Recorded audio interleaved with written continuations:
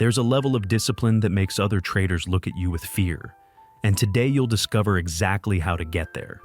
Have you ever seen that trader who never breaks their rules? Who executes the same strategy every day, follows their plan perfectly, and just never deviates? While everyone else revenge trades after a loss, they walk away. While everyone else chases the market, they wait. And you know what people say about them? Man, that's not normal. There's an ancient system created by Zen monks in Japan that produces exactly this kind of frightening consistency. They call it Gyoji, the practice that perpetuates itself. And once you understand how it works, you'll never break a trading rule again. But there's a catch. This system isn't for everyone.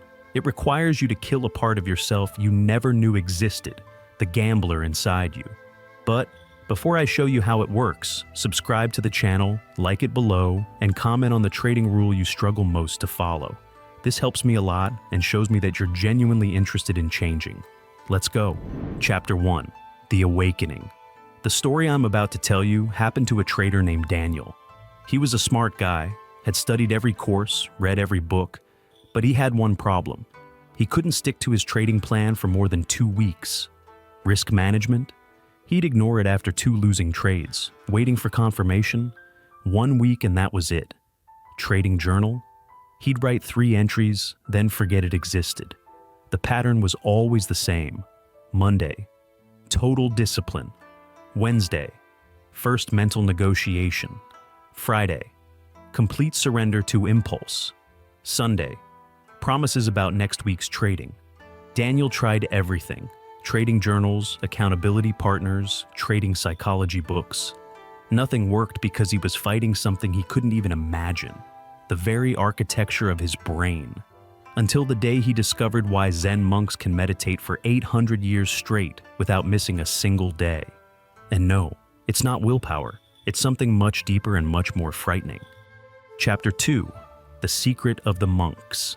In Zen temples, there's a rule that seems simple but changes everything. Gyoji.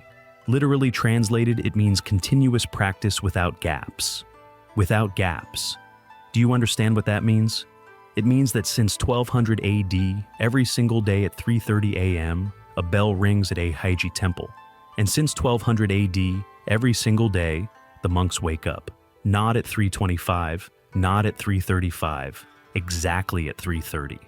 You want to know what never happens in that temple? No monk lies in bed thinking, "Today, I'm going to skip." The question simply doesn't exist in their minds. Why? Because they understand something you don't yet. Your brain categorizes every commitment into 2 boxes, reversible or irreversible. Reversible commitments become mental negotiations. Irreversible commitments simply happen. When a monk takes his vows in front of the entire community, he's not making a promise. He's changing his identity. He's not promising to try to meditate. He's declaring himself a meditator. The community witnesses it. The identity changes. The negotiation ends. A Harvard University neuroscientist who has been studying habits for 15 years has discovered something revolutionary. When you make a behavior public, your primitive brain interprets failure as a survival threat. Our ancestors who lost status in the tribe died. Your brain still works that way. That's exactly what Daniel did. He stopped making private trading rules and started making public declarations. He wrote on paper, "I am a trader who follows my trading plan with 0 deviation for 90 consecutive trading days. I risk exactly 1% per trade. I never move my stop loss. I never revenge trade." He signed it. He posted it in social media. He told everyone, his mentor, his trading group, his family. His trading buddies said, "You're being too dramatic." His wife said, "You've said this before." Perfect. Every person he told became fuel. Every morning he wanted to break a rule, he thought about having to post in the group that he'd failed after 3 days. Having to look at his mentor and admit he was just another gambler who couldn't control himself. Day 3 brought the first real test. A perfect setup appeared, but his maximum daily trades were already hit. Immediately his mind began its usual routine. This setup is too good. Missing this one will cost you money. 1 extra trade won't hurt. But something fundamental had changed. The thought of posting online that he'd broken his rules after 3 days was unbearable. having to look his wife in the face and admit he'd given up again. The public declaration had made breaking rules more painful than missing trades. But here, the real problem began. Chapter 3: The Internal War. Even with all this social pressure, Daniel was still waging war every single day. His emotions didn't care about his reputation. He wanted to trade when he saw movement. He wanted to hold losers hoping they'd come back. The public declaration ended the mental negotiation, but he still fought his instincts every session. That's when he discovered the monk's second principle: non-negotiable hours. Every day, you waste mental energy on the same stupid question. When will I trade? Should I check the charts now or later? Morning session or evening? This decision burns up glucose in your brain that should be used for actual analysis. You're wasting your fuel deciding when to trade instead of actually trading well. Daniel chose his trading window, 9 a.m. to 11:30 a.m., New York session open, not because it was the best time. He chose it because that was when his setups appeared most frequently, and because after 11:30, he had other responsibilities. The time wasn't about optimization, it was about elimination. Eliminating every possible reason to trade outside his window. The first week was hell. His brain fought against it constantly. There's a setup forming at 2 p.m. You're missing money. That's normal. Your brain is a machine that works with patterns, and you're forcing it to build a new pattern. It resists. In the second week, something changed. He started preparing his charts 10 minutes before his window opened, automatically. His body had begun preparing for what now awaited it. On the 14th day, the alarm rang, and his analysis began before his conscious mind even engaged. No thought, no decision, just focused execution. Here's what most traders don't understand about fixed hours. It's not about finding the perfect session. It's about removing time as a variable. When you trade at different times every day, you're asking your brain to make a new decision every time. When the schedule is fixed, your brain can't argue with a constant. But Daniel discovered a new problem. His schedule was fixed, but he kept changing what strategy he used during that time. Some days, breakouts felt right. Other days, he looked for reversals. Sometimes he traded news.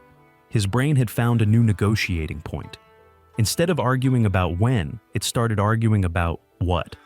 The 2.5-hour window became reliable, but the practice itself was chaos. The fixed schedule had solved half the equation, but his mind was still finding loopholes to negotiate. He'd eliminated the when, but not the what. And this is where Dogen's teaching on forms became controversial, because it requires you to do exactly the same thing every single day until your mind completely surrenders. Chapter 4: The One Way. You think variety keeps trading interesting. You believe having multiple strategies makes you adaptable. But variety is actually where consistency dies. Every time you change your approach, your brain has to make micro decisions. Should I trade breakouts or reversals today? Which time frame looks best? How many confirmations do I need? Every small decision is a crack where your old patterns leak back in. Daniel completely locked everything down.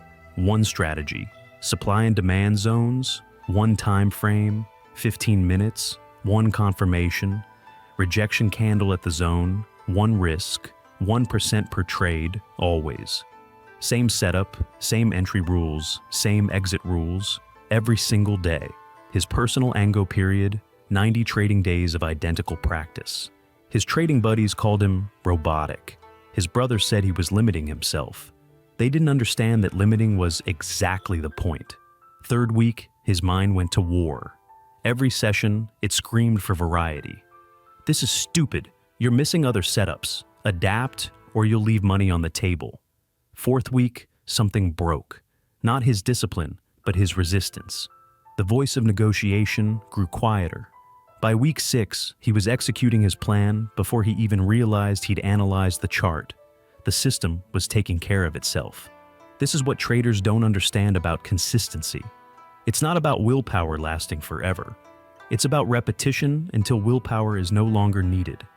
Your brain learns the sequence like a dancer learns choreography. An MIT researcher who has studied the automatization of behaviors for 12 years explains, when you repeat an action in the same context for approximately 66 days, the basal ganglia of the brain take over. The behavior becomes automatic. You are no longer deciding to do it. You are simply doing it. On the 35th day, Daniel had a losing streak, 5 losses in a row. On the 40th day, there was extreme volatility from unexpected news. This is where the old pattern kicks in. Losing streak equals change strategy. Volatility equals trade more to recover. This is where you gave up before, where everyone gives up. Because perfect trading requires perfect conditions, and perfect conditions do not exist. But Dogen understood something about gaps that changes everything. He wrote that practice must continue without even a moment of gap, because in that gap, all your old patterns return. What saved Daniel when everything went wrong was understanding that discipline doesn't require perfect market conditions. It requires continuity. Chapter 5. Practice without gap. The all-or-nothing lie has killed more trading careers than bad strategies ever could. You tell yourself, if I can't find a perfect setup, why sit at the charts? If the market is choppy, I'll just wait for better conditions. This thinking creates gaps, and gaps are where your old self crawls back in. Look at any elite trader, and you'll see something people misinterpret. They have days without trades, but those days are still progress. They're reviewing, analyzing, preparing. Never because they feel lazy, never because they don't want to look. A day of no trades with full preparation is still movement toward the goal. But when you skip your routine because you're tired, that's not rest, that's retreat. A river never stops flowing. During a drought, it may be a trickle, but it never stops. The moment it stops, it's no longer a river. It's a memory of where the water used to be. Your trading discipline is the same. The moment you create a gap, you're no longer a disciplined trader.